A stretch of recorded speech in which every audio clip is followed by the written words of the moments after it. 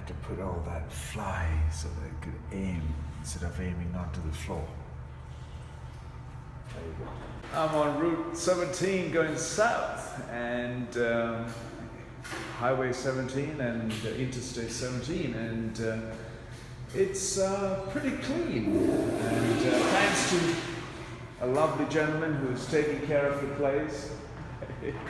And of course, it is a public toilet, and it's kept clean and tidy so far. Machines here in the US on the interstate service station on route Interstate 17 going south.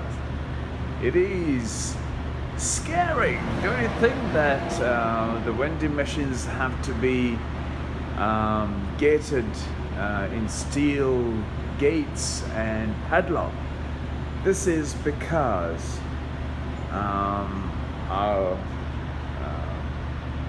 aberrant behavior that we've got and that has caused a serious need of securing these vending machines. Otherwise they'll forklift all of this, and they'll forklift the vending machines and take the whole lot away.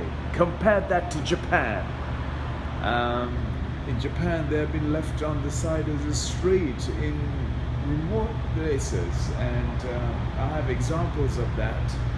And this is one of the things that I'm actually recording across the world as to how we have to now weigh things down compared to compare every country to Japan. And I asked the question, why can't we actually do the same and get everyone to the same standard of living, and we would not have to spend money. I mean, look at this thing, brick wall on the sides and the back, and a gated padlock with a solid size padlock on there to try and secure these machines that are in a public secure place.